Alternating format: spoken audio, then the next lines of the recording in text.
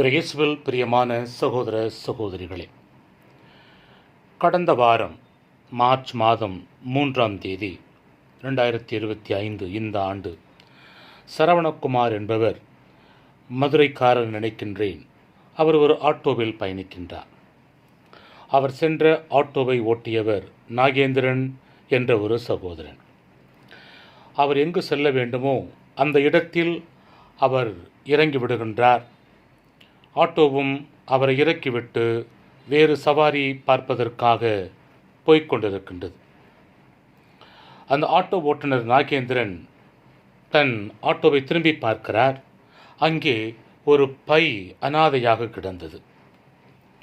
எடுத்து பார்த்தார். அதிலே சில நகைகள் இருந்தன. இந்த நகை என்னுடையது கிடையாது, கடைசியாக வந்த அந்த ஆட்டோவில் வந்த சகோதரனுடைய நகைதான். அவர் எங்கே பார்ப்பது, அவர் எங்கே போனார் என்று தெரியாது என்று குழம்பிக் கொண்டிருந்தவர் வேறு எந்த விதமான சிந்தனையும் வராமல் அருகில் இருந்த காவல் நிலையத்தில் ஒப்படைத்து விடுகிறார். பொருளை தொலைத்தவரோ உடம்பில் உயிர் போனது போல பதைவதைப்போடு அலைந்து கொண்டிருக்கிறார். அந்த ஆட்டோ நிற்கிறதா, ஆட்டோ போய்விட்டதா, என் நகை திரும்ப கிடைக்குமா கிடைக்காதா என்று அவர் உள்ளத்திலே பல கவலைகள். எப்படி வீட்டிற்கு போவே, என்னை என்ன நினைப்பார்கள் என்ற ஒரு பயம். அதிலே அவர் 15 சவரன் நகைகளை விட்டு போய்விட்டார். என்று ஒரு சவரன் விலை எவ்வளவென்று உங்களுக்கு தெரியும். குறைந்தது 60-65 என்று நினைக்கின்றேன். அப்படியானால் பல லட்சங்கள் மதிப்புள்ள அந்த நகையை அவர் தொலைத்து விட்டார்.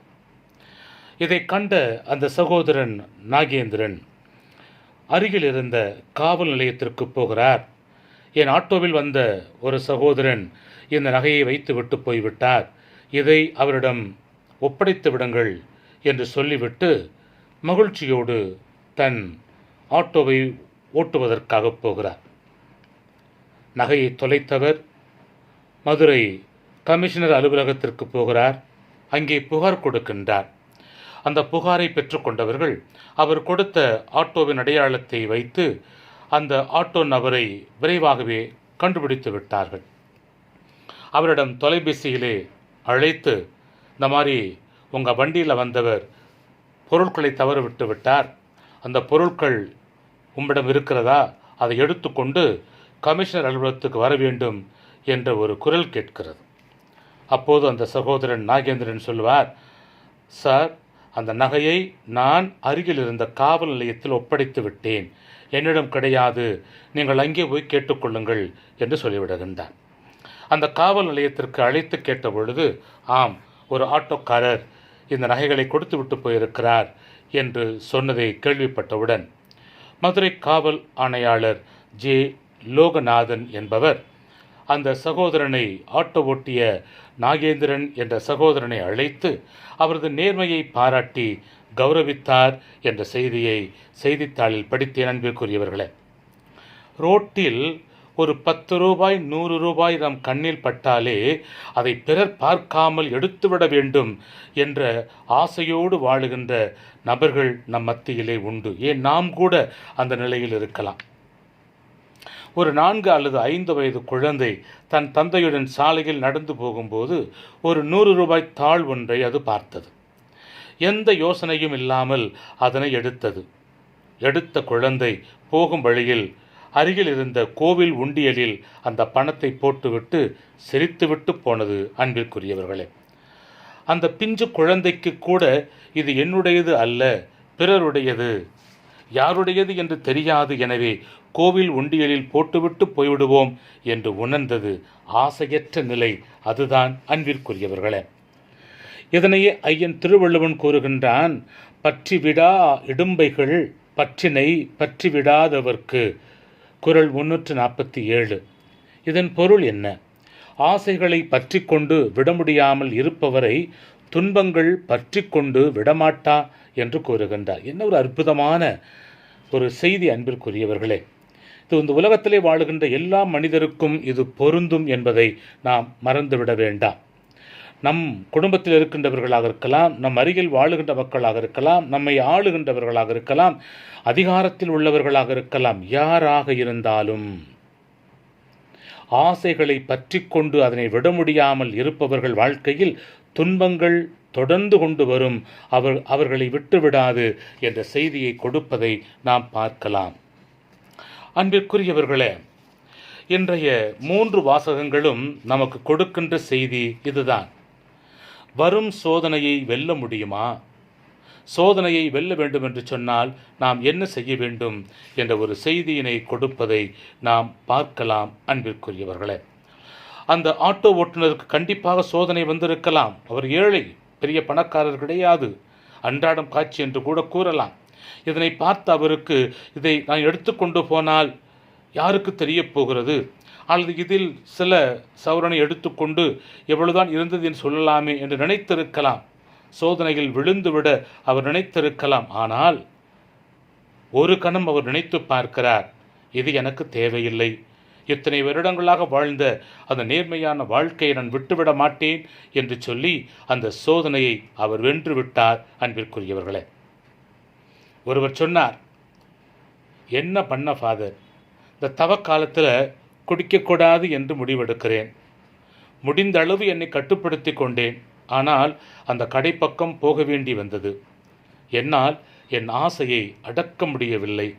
போய் குடித்து விட்டேன். என்னால் கட்டுப்படுத்த முடியவில்லை. நான் என்ன செய்வேன் என்கிறார். இன்னொரு கூறுகின்றார், நான் கையூட்டு வாங்கக்கூடாது என்று தான் முடிவெடுத்தேன்.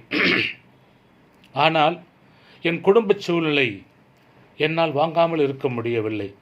வாங்கக்கூடாது என்று முடிவெடுத்தாலும் அவர்கள் கொண்டு வந்து தள்ளுகின்ற பொழுது என்னால் வேண்டாம் என்று சொல்ல முடியாத ஒரு நிலைக்கு நான் தள்ளப்பட்டு கையூட்டு வாங்க நான் மீண்டுமாய் துணிந்து விட்டேன். என்ன செய்ய, என்னால் முடியவில்லையே என்று இன்னொருவர் கூறுகின்றார். இதுபோன்றுதான் ஒவ்வொரு ஆசையில் விழுகின்றவர்களும் அதை செய்யக்கூடாது என்று நினைக்கின்றேன். ஆனால் சோதனை என்னை விழுத்தாட்டி விடுகிறது. நான் சோதனையில் விழுந்து விடுகிறேன்.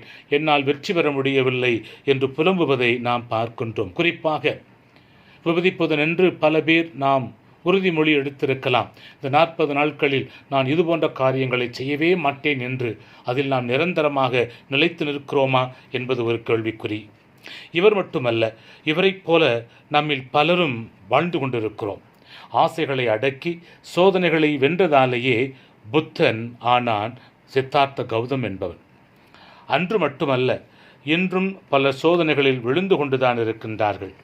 மண்ணாசை, பெண்ணாசை, பொன்னாசை என்று 3 ஆசைகள் அல்லது ஏதாவது ஒரு ஆசை மனிதர்களை விளைவித்து கொண்டுதான் இருக்கின்றது.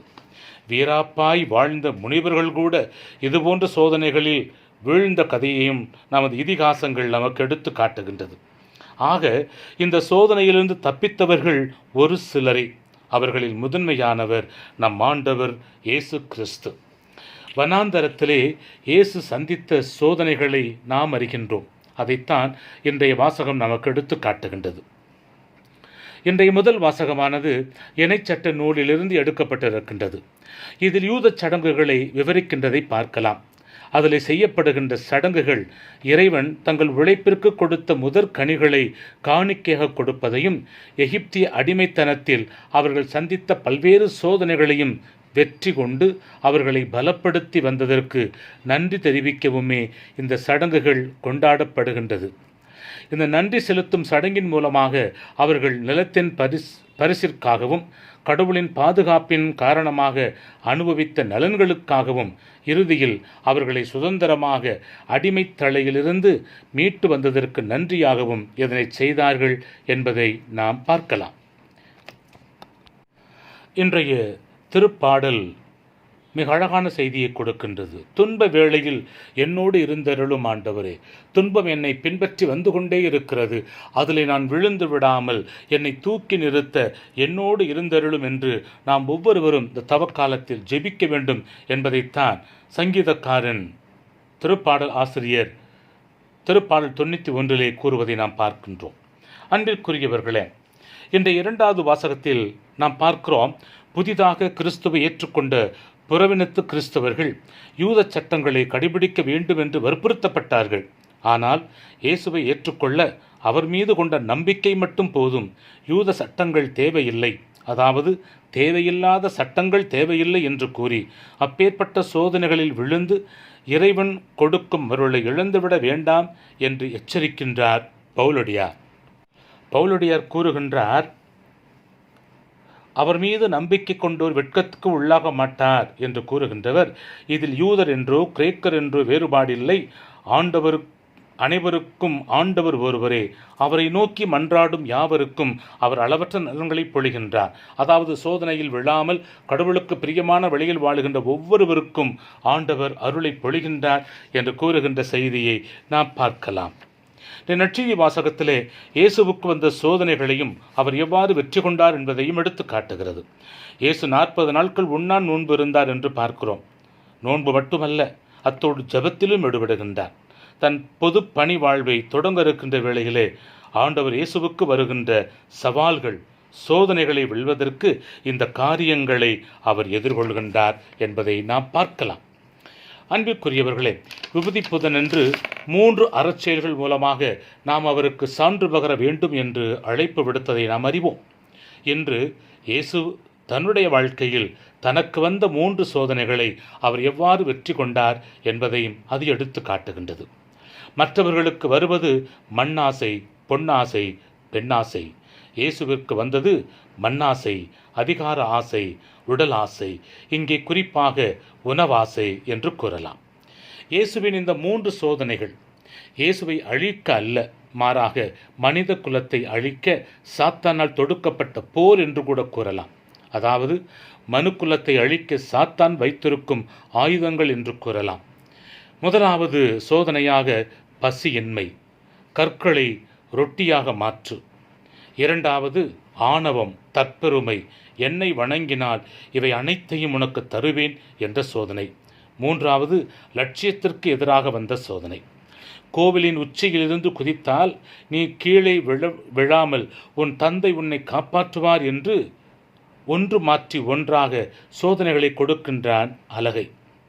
இதனை பொருள் மீது உள்ள ஆசை, அதிகாரத்தின் மீது உள்ள ஆசை, ஆன்மீக ஆசை என்றும் பொருள் கொள்ளலாம். இதே மயக்கத்தைத்தான் மனிதர்கள் முன் சாத்தான் வைக்கின்றான்.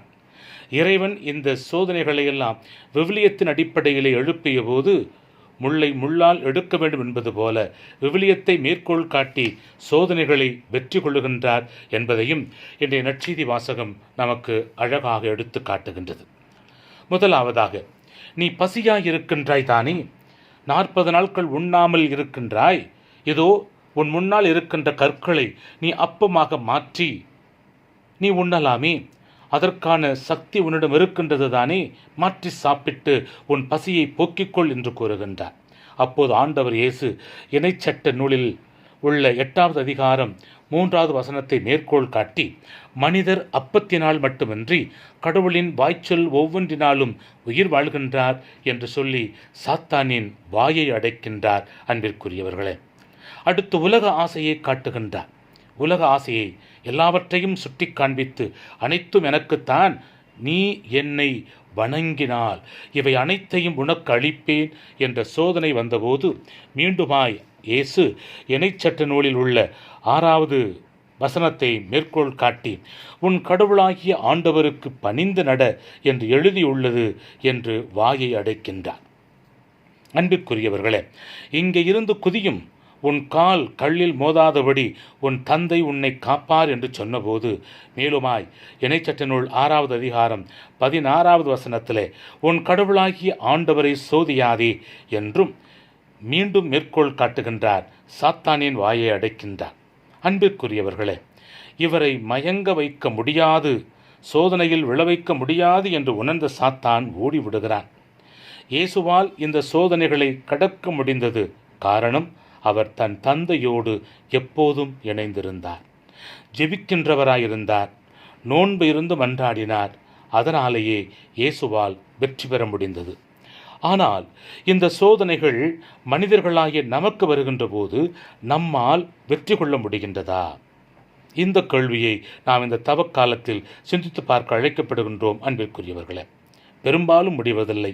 காரணம், நாம் உலக ஆசைக்குள் விழுந்து விடுகின்றோம். பொருள் ஆசையாக இருக்கலாம், பதவி ஆசையாக இருக்கலாம், அதிகார ஆசையாக இருக்கலாம், பிறரை அடக்கி ஆளுகின்ற ஆசையாக இருக்கலாம். இங்கு எல்லாமே நான் வைத்தது தான் சட்டம், என் பேச்சுக்கு அடங்கித்தான் போக வேண்டும் என்ற ஒரு இருமாப்பு நிறைந்த ஒரு ஆசையாக இருக்கலாம். இது போன்ற அனைத்து ஆசைகளும் நம்மை வாட்டி வதைத்து கொண்டுதான் இருக்கின்றது. இதனால் தான் சாத்தான் நம்மை எளிதாக வீழ்த்தி விடுகின்றான். அன்பிற்குரியவர்களே, அவ்வாறு சோதனைகள் வருகின்ற போது சோதனைகள் தருகின்ற பொருட்களை பார்க்காமல் வானகத் தந்தையை நாம் உற்று பார்க்க வேண்டும். அதற்கு நாம் அவரோடு இணைந்திருக்க வேண்டும். நமது பார்வை இயேசுவோடு இருக்க வேண்டும், அல்லது இயேசுவின் மீது பதிந்திருக்க வேண்டும். அதுவே நம்மை சோதனையிலிருந்து காப்பாற்றும் என்பதை உணர வேண்டும். அன்பிற்குரியவர்களே, அந்த சகோதரனுக்கு வந்தது அது ஒரு சோதனை தான்.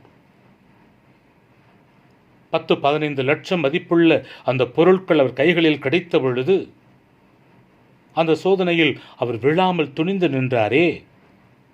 காரணம் என்ன?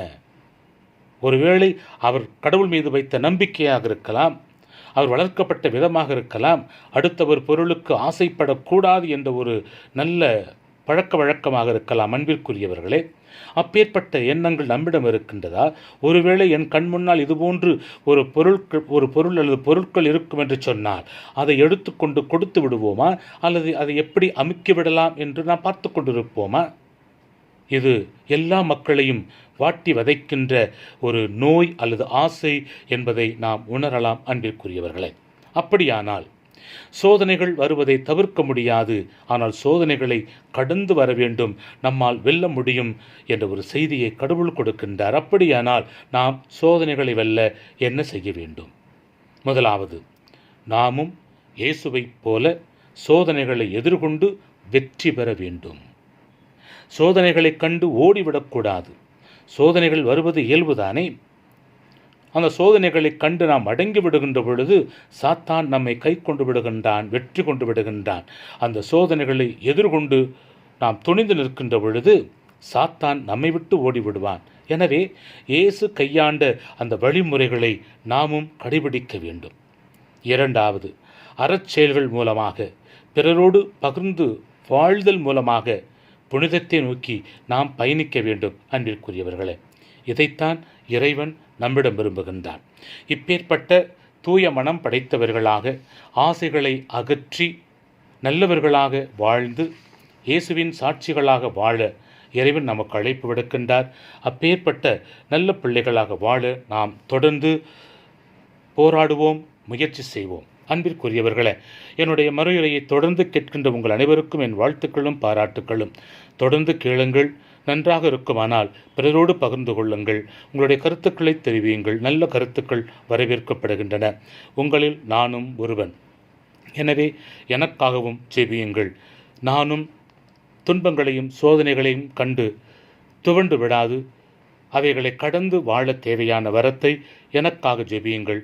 நானும் உங்களுக்காக என் ஒவ்வொரு திருப்பலியிலும் ஜெபித்துக் கொண்டிருக்கின்றேன். May God